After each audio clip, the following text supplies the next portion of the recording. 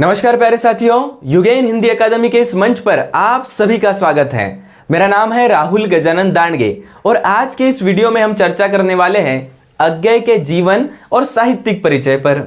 साथियों, आप सभी को पता है हिंदी साहित्य के बेहतरीन कवि, उपन्यासकार, कहानीकार, निबंध लेखक है अज्ञेय। और अज्ञेय की कुछ रचनाएं आपको यूजीसी नेट के सिलेबस में पढ़नी है। जैसे उनकी कुछ कविताएं पढ़नी है, जैसे असाध्य विना यह कविता पढ़नी है। उनका एक उपन्यास जिसका शीर्षक है शेखर एक जीवनी भाग 1, यह आपको पढ़ना है। उनका एक यात्रा वृत्तांत जिसका शीर्षक है अरे यायावर रहेगा याद, यह आपको यूजीसी नेट के सिलेबस में पढ़ना है। उनकी एक कहानी जिसका शीर्षक है रोज या गैंग्रीन, यह कहानी भी आपको सिलेबस में पढ़नी है। और इसीलिए अज्ञेय के जीवन और साहित्यिक परिचय से अवगत होना हमारे लिए अनिवार्य बन जाता है। आपकी यूजीसी नेट की परीक्षा में अज्ञेय के जीवन और साहित्यिक परिचय पर प्रश्न पूछा जा सकता है और इसीलिए यह वीडियो आपके लिए महत्वपूर्ण है। चलिए, अज्ञेय का पूरा नाम क्या है? तो अज्ञेय का पूरा नाम है सच्चिदानंद हीरानंद वात्स्यायन। थोड़ा निबंध की तरह आपको नाम लग सकता है, लेकिन फिर भी आपको याद करना है। सच्चिदानंद हीरानंद वात्स्यायन अज्ञेय। आज के इस वीडियो में हम इस बात पर भी चर्चा करने वाले हैं कि अज्ञेय को अज्ञेय यह नाम कैसे मिला। अज्ञेय का कालावधि क्या है? 1911 से लेकर 1987 तक का। चलिए जीवन परिचय पर बात करते हैं। इनका जन्म होता है 7 मार्च 1911 को उत्तर प्रदेश में। इनके पिता, जिनका नाम है हीरानंद वात्स्यायन, वे संस्कृत के विद्वान थे। अब यह बात मैंने यहां पर क्यों लिखी है? क्योंकि साथियों, अज्ञेय के साहित्य में आपको संस्कृत के कई शब्द दिखाई दे सकते हैं और संस्कृत के यह संस्कार अज्ञेय को कहां से मिले? तो उनके पिता हीरानंद वात्स्यायन से मिले। इनकी शिक्षा बीएससी की परीक्षा इन्होंने उत्तीर्ण की। बीएससी, बैचलर ऑफ साइंस, इसका मतलब कि विज्ञान का अध्ययन अज्ञेय ने कर लिया था। इसके बाद इनको एमए की पढ़ाई करनी थी।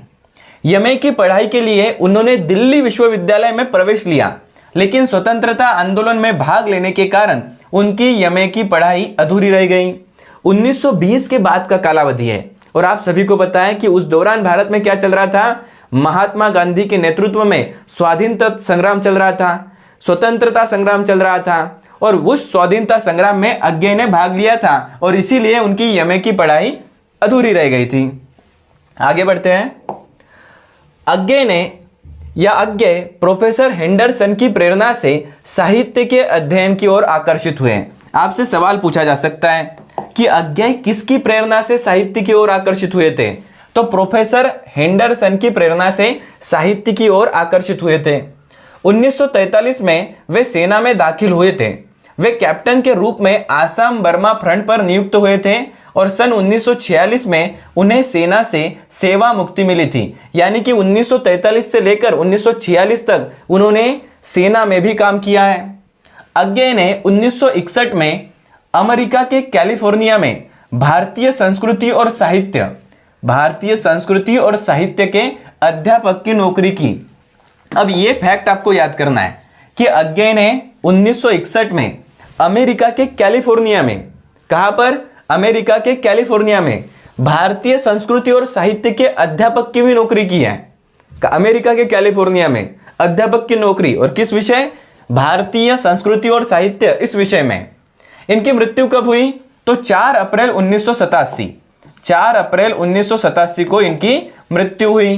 तो इस प्रकार से हम अज्ञेय के जीवन परिचय पर बात कर सकते हैं। अब हम आते हैं अज्ञेय के साहित्यिक परिचय पर चर्चा करने के लिए।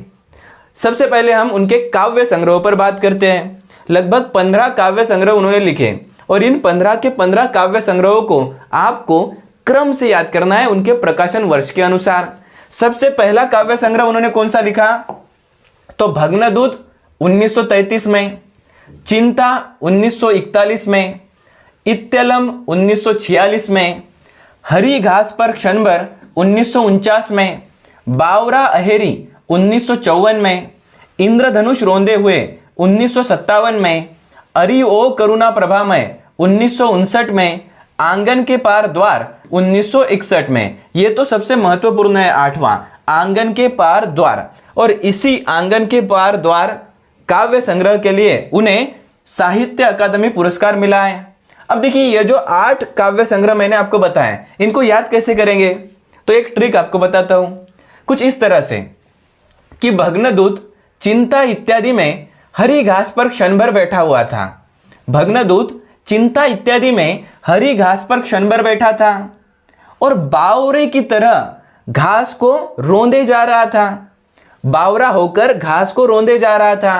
फिर उसको कुछ लोगों ने देखा होगा, फिर उनके मन में करुणा आई। जिन लोगों ने उनको देखा ना, उन लोगों के मन में करुणा आई और फिर उन लोगों ने उस बावरे को, उस भग्नदूत को वहां से उठाया और आंगन के पार फेंक दिया।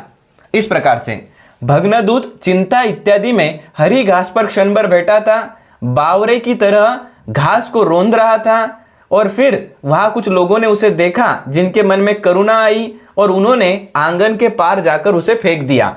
भग्नदूत चिंता इत्यलम हरी घास पर क्षण भर, बावरा अहेरी इंद्रधनुष रोंदे हुए, अरि ओ करुणा प्रभामय, और 8वां है आंगन के पार द्वार, जो कि 1961 में प्रकाशित है। और इसे साहित्य अकादमी पुरस्कार कब मिला है? तो आंगन के पार द्वार इस काव्य संग्रह को साहित्य अकादमी पुरस्कार 1964 में मिला है। 9वां काव्य संग्रह है पूर्वा, जो कि 1965 में प्रकाशित है।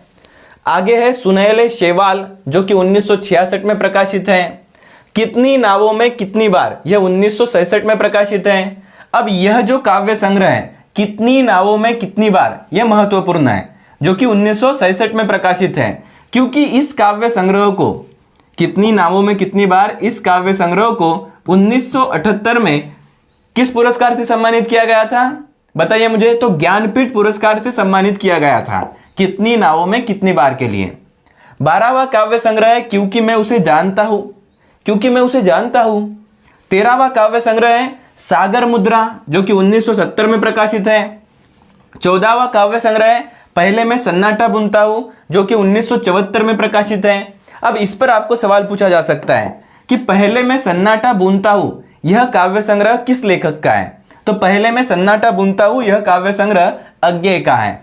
15वां काव्य संग्रह है महावृक्ष के नीचे, जो कि 1977 में प्रकाशित है। इस तरह से आप अज्ञेय के जो 15 काव्य संग्रह उनको याद कर सकते हैं। चलिए आगे बढ़ते हैं। अब इनके उपन्यासों पर बात करते हैं। इन्होंने 4 उपन्यास लिखे हैं और इन्हें याद करना बहुत आसान है। पहला उपन्यास है शेखर एक जीवनी भाग 1, जो कि 1941 में प्रकाशित है और आपको सिलेबस में पढ़ना है। शेखर एक जीवनी भाग 1। दूसरा उपन्यास है शेखर एक जीवनी भाग 2, जो कि 1944 में प्रकाशित है। तीसरा उपन्यास है नदी के द्वीप, जो कि 1951 में प्रकाशित है। चौथा उपन्यास है अपने अपने अजनबी, जो कि 1961 में प्रकाशित है। तो चारों के चारों उपन्यासों के नाम, उनके प्रकाशन वर्ष आप याद करके रखिए। शेखर एक जीवनी भाग 1 1941, शेखर एक जीवनी भाग 2 1944, नदी के द्वीप 1951 और अपने अपने अजनबी 1961। चलिए आगे बढ़ते हैं। अब उनके यात्रा संस्मरण पर बात करते हैं। उनका पहला यात्रा संस्मरण है जिसका नाम है अरे यायावर रहेगा याद, जो कि 1953 में प्रकाशित है और आपके सिलेबस में आपको इसे पढ़ना है। तो अरे यायावर रहेगा याद, यह जो यात्रा संस्मरण है यह भारतीय पृष्ठभूमि पर लिखा गया यात्रा संस्मरण है। लेकिन इनका जो दूसरा यात्रा संस्मरण है जिसका नाम है एक बूंद सहसा उछली, जो कि प्रकाशित है 1961 में, यह विदेशी पृष्ठभूमि पर लिखा गया इनका यात्रा संस्मरण है। विदेशी पृष्ठभूमि पर लिखा गया इनका यात्रा संस्मरण है एक बूंद सहसा उछली, जो कि 1961 में प्रकाशित है। चलिए आगे बढ़ते हैं। अब हम अज्ञेय के कहानी संग्रहों पर बात करते हैं कि अज्ञेय ने कौन कौन से कहानी संग्रह लिखे हैं, क्योंकि हमें उनकी एक कहानी रोज यानी कि गैंग्रीन पढ़नी है। और उनकी यह जो गैंग्रीन कहानी है यह उनके पहले कहानी संग्रह विपदगा में संकलित है। और विपदगा का प्रकाशन वर्ष क्या है? 1937 है। विपदगा का प्रकाशन वर्ष है 1937, जो कि अज्ञेय का पहला कहानी संग्रह है। दूसरा कहानी संग्रह है परंपरा।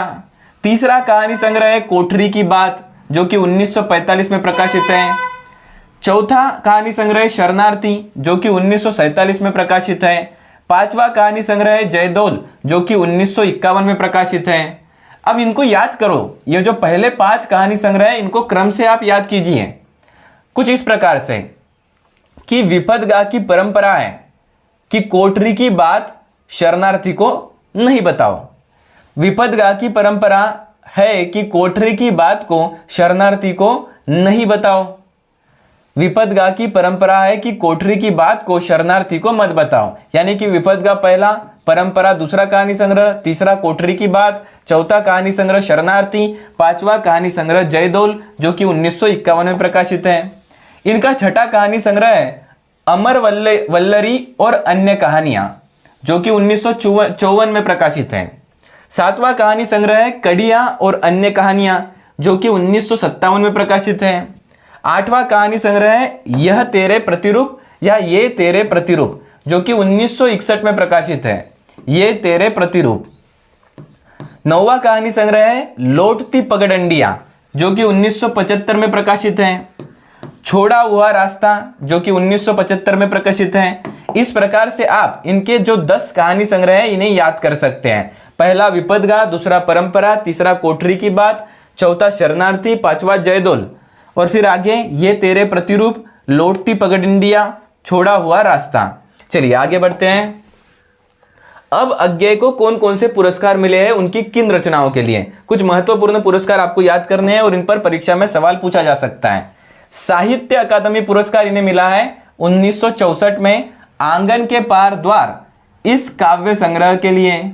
और आंगन के पार द्वार इस काव्य संग्रह का प्रकाशन वर्ष क्या है? 1961 है और 1964 में इसे साहित्य अकादमी पुरस्कार मिला है। अब आप इसे याद कैसे कर सकते हैं? तो देखिए अकादमी में अ है, अकादमी में अ है और आंगन के पार द्वार में अ है, इसीलिए साहित्य अकादमी पुरस्कार आंगन के पार द्वार के लिए।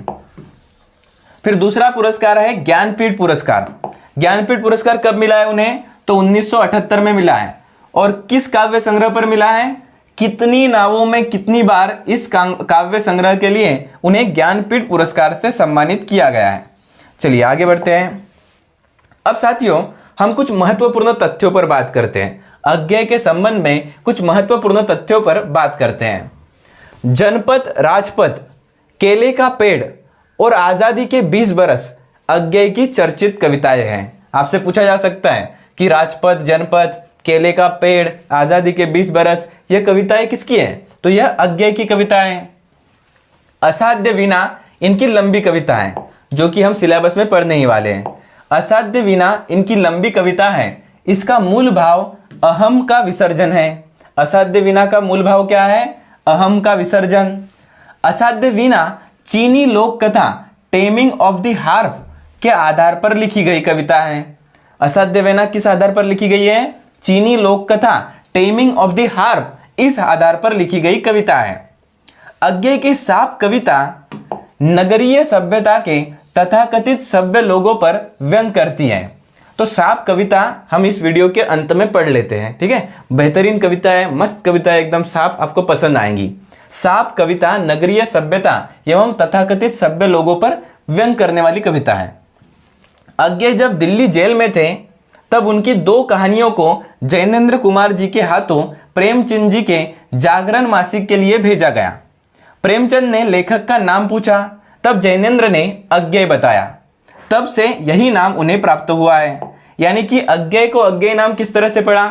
अज्ञेय ने 2 कहानियां लिखी थी और वह जैनेन्द्र जी के पास दी थी कि जाओ प्रकाशित कराओ, और तब अज्ञेय जेल में थे। अब उनका जो ओरिजिनल नाम है उस नाम से तो वह कहानियां प्रकाशित नहीं की जा सकती थी, और इसीलिए जैनेन्द्र जब किसके पास गए? प्रेमचंद जी के पास, क्योंकि उनके जागरण मासिक में यह कहानियां प्रकाशित करनी थी। जब प्रेमचंद जी ने नाम पूछा कि कौन है लेखक, तब जैनेन्द्र जी कहते हैं अज्ञेय, और प्रेमचंद जी ने इसी नाम से वह कहानियां प्रकाशित कर दी थी। और आगे चल के यह जो सच्चिदानंद हीरानंद वात्स्यायन है यह अज्ञेय नाम से ही प्रसिद्ध हुए। चलिए आगे बढ़ते हैं। अब बात करते हैं तार सप्तक की। सन 1943 में देखिए प्रयोगवाद, तार सप्तक ये जुड़े हुए हैं, तो इसीलिए अब हमें तार सप्तक पर बात करनी है। सन 1943 में अज्ञेय ने तार सप्तक नामक एक पत्रिका का संपादन किया। वाद के रूप में प्रयोगवाद की शुरुआत यही से मानी जाती है। यानी कि प्रयोगवाद की शुरुआत कहां से मानी जाती है? तार सप्तक से, जो कि 1943 से शुरू हुआ था। तो इस 1943 में शुरू हुए तार सप्तक से प्रयोगवाद की शुरुआत मानी जाती है। आलोचक नंद दुलारे वाजपेयी ने प्रयोगवाद को बैठे ठाले का धंधा कहा है। आपसे सवाल पूछा जा सकता है कि प्रयोगवाद को बैठे ठाले का धंधा किसने कहा है? बताइए, प्रयोगवाद को बैठे ठाले का धंधा किसने कहा है? तो नंद दुलारे वाजपेयी ने, आलोचक नंद दुलारे वाजपेयी ने प्रयोगवाद को बैठे ठाले का धंधा कहा है। प्रयोगवाद में प्रयुक्त प्रयोग शब्द नए जीवन सत्यों को पाने की बेचैनी का द्योतक है। आगे बढ़ते हैं। अब देखिए, हमने कहा था ना कि तार सप्तक पर हमें बात करनी है, तो महत्वपूर्ण बात यह है कि तार सप्तक में कवि थे, हर सप्तक में 7-7 कवि थे और इस तरह से 4 सप्तक बने थे। उन 4 सप्तकों के जो प्रकाशन वर्ष है वह, उन सप्तकों में कौन कौन से 7-7 कवि थे वह हमें याद करने हैं, क्योंकि परीक्षा में एक सवाल ऐसा पूछा गया था कि बताइए कि नंदकिशोर आचार्य किस सप्तक के कवि हैं। अब आपको बताना है, और अगर इस सवाल का जवाब देना है तो आपको चारों सप्तकों के जो कवि है वो पता होने चाहिए। अब हम सबसे पहले तार सप्तक पर बात करते हैं, जो कि 1943 में प्रकाशित हुआ था। 1943 में तार सप्तक, और इस तार सप्तक में जो कि पहला सप्तक है, उस सप्तक में जो 7 कवि थे वो कौन कौन थे? अज्ञेय, रामविलास शर्मा, गजानन माधव मुक्तिबोध, प्रभाकर माचवे, नेमीचंद्र जैन, गिरिजा कुमार माथुर और भारत भूषण अग्रवाल। अब इन 7 को एक साथ कैसे याद करें? तो इसके लिए एक ट्रिक बताता हूं आपको। ट्रिक है अगिने रामू प्रभा की।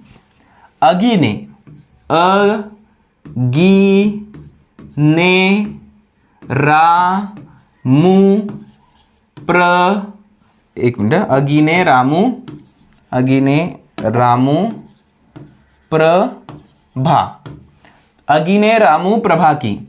अ से अज्ञेय, गी से गिरिजा कुमार माथुर, ने से नेमीचंद्र जैन, रा से रामविलास शर्मा, मु से मुक्तिबोध, प्र से प्रभाकर माचवे और भा से भारत भूषण अग्रवाल।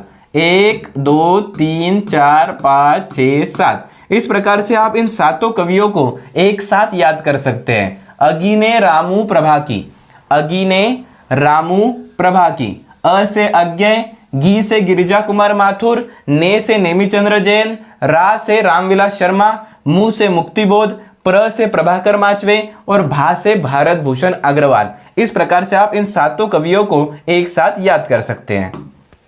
अब जो दूसरा सप्तक है, जो कि 1951 में आया था। कब आया था? 1951 में। पहला सप्तक कब आया है? 1943 में। दूसरा आया 1951 में। अब इस 1951 वाले दूसरे सप्तक में 7 कवि कौन कौन से थे? शमशेर बहादुर सिंह, भवानी प्रसाद मिश्र, शकुंतला माथुर, हरिनारायण घनश्याम व्यास, नरेश मेहता, धर्मवीर भारती और रघुवीर सहाय। इन्हें याद करने के लिए एक ट्रिक बनाई है। ट्रिक कैसी है? देखिए, आपने वो एक राजा धीराज ऐसे करके एक श्लोक पढ़ा होगा, तो इस तरह से मेरे पीछे पीछे आप कहिए कि धर्मवीर रघुवीर शमशेर बहादुर, धर्मवीर रघुवीर शमशेर बहादुर, शकुंतलापति भवानी भक्त राजा नरेश हरिनारायण व्यास पधार रहे हैं। धर्मवीर रघुवीर शमशेर बहादुर शकुंतलापति भवानी भक्त राजा नरेश हरिनारायण व्यास पधार रहे हैं। और आप इन 7 कवियों को याद कर सकते हैं। धर्मवीर यानी धर्मवीर भारती, रघुवीर यानी रघुवीर सहाय, शमशेर बहादुर यानी शमशेर बहादुर, फिर शकुंतला से शकुंतला माथुर, भवानी से भवानी प्रसाद मिश्र, नरेश से नरेश मेहता, हरिनारायण व्यास से हरिनारायण घनश्याम व्यास, और एक रह गए हमारे कोई, तो शमशेर बहादुर सिंह, भवानी प्रसाद मिश्र, शकुंतला माथुर, हरिनारायण घनश्याम व्यास, नरेश मेहता, धर्मवीर भारती, रघुवीर सहाय। 7 के साथ हमने याद कर लिए हैं। चलिए आगे बढ़ते हैं। अब तीसरे सप्तक पर बात करते हैं। तीसरे सप्तक के यानी कि 1959 का जो तीसरा सप्तक है, उसमें 7 कवि कौन से थे? प्रयाग नारायण त्रिपाठी, मदन वात्स्यायन, विजय देव नारायण शाही, कुंवर नारायण, सर्वेश्वर दयाल सक्सेना, आपने सर्वेश्वर दयाल सक्सेना का बकरी नाटक पढ़ा ही है, केदारनाथ सिंह, कीर्ति चौधरी। अब ये 7 कवि है तीसरे सप्तक के, जो कि 1959 में तैयार हुआ था। इसे कैसे याद करें? तो ट्रिक बनाई है, नारायण नारायण नारायण। अब देखिए इसमें आपको 3 नारायण दिख रहे हैं। प्रयाग नारायण त्रिपाठी, ये एक नारायण हो गया, प्रयाग नारायण त्रिपाठी। विजय देव नारायण शाही में से एक नारायण हो गया, विजय देव नारायण शाही। फिर तीसरे नारायण है कुंवर नारायण। प्रयाग नारायण त्रिपाठी, विजय देव नारायण शाही, कुंवर नारायण। नारायण नारायण नारायण। और याद रखिए कि 3 बार नारायण आ रहा है, यानी कि तीसरे सप्तक के कवि है। 3 बार नारायण है, नारायण नारायण नारायण। आगे बढ़ते हैं। सर्वेश्वर जी मदन की कीर्ति केदारनाथ तक फैल चुकी है। सर्वेश्वर जी मदन की कीर्ति केदारनाथ तक फैल चुकी है। सर्वेश्वर से सर्वेश्वर दयाल सक्सेना, मदन से मदन वात्स्यायन, कीर्ति से कीर्ति चौधरी और केदारनाथ से केदारनाथ सिंह। तो इस प्रकार से आप इन 7 कवियों को याद कर सकते हैं। नारायण नारायण नारायण, सर्वेश्वर जी मदन की कीर्ति केदारनाथ तक फैल चुकी है। चलिए आगे बढ़ते हैं और चौथे सप्तक पर बात करते हैं। चौथे सप्तक के कवियों को कैसे याद करें? और मैंने आपको एक सवाल पूछा था कि नंद किशोर आचार्य किस सप्तक के कवि हैं? दिखाई दिया आपको यह सवाल, और ये यूजीसी नेट की परीक्षा में पूछा गया सवाल है। नंद किशोर आचार्य किस सप्तक के कवि हैं? तो चौथे सप्तक के कवि हैं। और चौथा सप्तक कब आया? 1979 में आया। पहला 1943, दूसरा 1951, तीसरा 1959 और चौथा 1979। एक बार फिर से देख लीजिए, 1943, 1951, 1959 और 1979। अब ये जो चौथे सप्तक के 7 कवि हैं, उन्हें कैसे याद करें? अवध के राजकुमार श्रीराम जी के स्वदेश आगमन पर, अवध के राजकुमार श्रीराम जी के स्वदेश आगमन पर आचार्य किशोर जी ने सुमन देकर उन्हें राजे कहा। आचार्य किशोर जी ने सुमन देकर उन्हें राजे कहा। अवध के राजकुमार श्रीराम जी के स्वदेश आगमन पर आचार्य किशोर जी ने सुमन देकर उन्हें राजे कहा। अब यहां पर अवध से अवधेश कुमार, अवध से अवधेश कुमार, राजकुमार से राजकुमार कुंभोज, अवध से अवधेश कुमार, राजकुमार से राजकुमार कुंभोज। फिर स्वदेश से स्वदेश भारती, और यहां पर श्रीराम है तो श्रीराम से श्रीराम वर्मा। सुमन देकर यानी सुमन राजे, और यहां पर लिखा है कि आचार्य किशोर, तो आचार्य किशोर से नंद किशोर आचार्य, और एक रह गए कोई, और किशोर से राजेंद्र किशोर। इस प्रकार से आप इन 7 को याद कर सकते हैं। अवध से अवधेश कुमार, राजकुमार से राजकुमार कुंभोज, श्रीराम से श्रीराम वर्मा, स्वदेश से स्वदेश भारती, आचार्य किशोर से आचार्य नंद किशोर आचार्य, और किशोर से राजेंद्र किशोर, और सुमन से सुमन राजे। इस प्रकार से आप इन 7 को याद कर सकते हैं। इस हमने जो 4 सप्तक है, 4 सप्तक के जो कवि है, उन सभी को याद कर लिया है। चलिए आगे बढ़ते हैं। अब भाषा व काव्य के संदर्भ में अज्ञेय के कुछ कथन है। भाषा और काव्य के संबंध में अज्ञेय के कुछ महत्वपूर्ण कथन है, उन्हें एक बार पढ़ लीजिए। अज्ञेय के कथन है, मैं उन व्यक्तियों में से हूं और ऐसे व्यक्तियों की संख्या शायद दिन प्रतिदिन घटती जा रही है जो भाषा का सम्मान करते हैं और अच्छी भाषा को अपने आप में एक सिद्धि मानते हैं। तो भाषा का सम्मान करने वाले लेखक है अज्ञेय। मैं उन व्यक्तियों में से हूं और ऐसे व्यक्तियों की संख्या शायद दिन प्रतिदिन घटती जा रही है जो भाषा का सम्मान करते हैं और अच्छी भाषा को अपने आप में एक सिद्धि मानते हैं। अगला उनका उदाहरण है, व्यक्ति समाज में स्वतंत्र है, समाज से नहीं। बहुत बढ़िया बात है। व्यक्ति समाज में स्वतंत्र है, समाज से स्वतंत्र नहीं है। समाज से स्वतंत्र हो जाए तो जी नहीं पाएगा, समाज में ही उसको जीना पड़ता है। व्यक्ति समाज में स्वतंत्र है, समाज से नहीं। अगला उदाहरण है, उस साहित्य की कोई प्रतिष्ठा नहीं हो सकती जिसमें कोई सांस्कृतिक अस्मिता नहीं होती। उस साहित्य की कोई प्रतिष्ठा नहीं हो सकती जिसमें कोई सांस्कृतिक अस्मिता नहीं होती। तो क्या आपको पता है कि अज्ञेय किस विचारधारा से प्रभावित थे? आप कमेंट सेक्शन में मुझे लिखिए कि किस पाश्चात्य विचारधारा से अज्ञेय प्रभावित थे और क्यों उन्होंने यह कथन कहा कि उस साहित्य की कोई प्रतिष्ठा नहीं हो सकती जिसमें कोई सांस्कृतिक अस्मिता नहीं होती। तो सांस्कृतिक अस्मिता होनी चाहिए साहित्य में। तो टीएस इलियट का एक सिद्धांत है। टीएस इलियट के सिद्धांत का नाम बताइए जिससे अज्ञेय प्रभावित है। चलिए आगे बढ़ते हैं। काव्य सबसे पहले शब्द है और सबसे बाद में भी यही बात बच जाती है कि काव्य शब्द है। काव्य सबसे पहले शब्द है और सबसे बाद में भी यही बात बच जाती है कि काव्य शब्द है। किसका कथन है? अज्ञेय का कथन है। अब अज्ञेय के संबंध में विजय देवनारायण शाही ने क्या कहा है? विजय देवनारायण शाही अज्ञेय के संबंध में कहते हैं कि प्रसाद ने अनुभूति को, अब प्रसाद कौन है? प्रसाद जो मंदिर में मिलता है वो प्रसाद क्या? नहीं, जयशंकर प्रसाद। प्रसाद ने अनुभूति को दर्शन में घुलाया, जबकि अज्ञेय ने दर्शन को फिर से अनुभूति में घुलाने की राह अपनी कविता के जरिए निकाली। यह कथन है विजय देवनारायण शाही का, जो कि अज्ञेय के संबंध में है। चलिए आगे बढ़ते हैं। मैंने आपसे कहा था कि हम वीडियो के अंत में अज्ञेय की एक कविता है जो कि बहुत ही फेमस कविता है जिसका शीर्षक है सांप, उस कविता को पढ़कर इस वीडियो की समाप्ति करने वाले हैं। सांप। सांप, तुम सभ्य तो हुए नहीं, नगर में बसना भी तुम्हें नहीं आया। सांप, तुम सभ्य तो हुए नहीं, नगर में बसना भी तुम्हें नहीं आया। एक बात पूछूं, उत्तर दोगे? तब कैसे सीखा डसना, विष कहां से पाया? फिर से एक बार पढ़ते हैं। सांप, तुम सभ्य तो हुए नहीं, नगर में बसना भी तुम्हें नहीं आया। एक बात पूछूं, उत्तर दोगे? तब कैसे सीखा डसना, विष कहां से पाया? तो नगरीय जीवन, नगरीय लोगों पर व्यंग्य करने वाली कविता है सांप। तो इस तरह से हमने अज्ञेय के जीवन परिचय और साहित्यिक परिचय पर चर्चा कर ली है। आपको ये वीडियो कैसा लगा कमेंट सेक्शन में जरूर बताइए। हो सके तो हमारे यूट्यूब चैनल को सब्सक्राइब कर दीजिए। चलिए मिलते हैं अगले वीडियो में, तब तक के लिए हंसते रहिए, खेलते रहिए और पढ़ाई करते रहिए। धन्यवाद।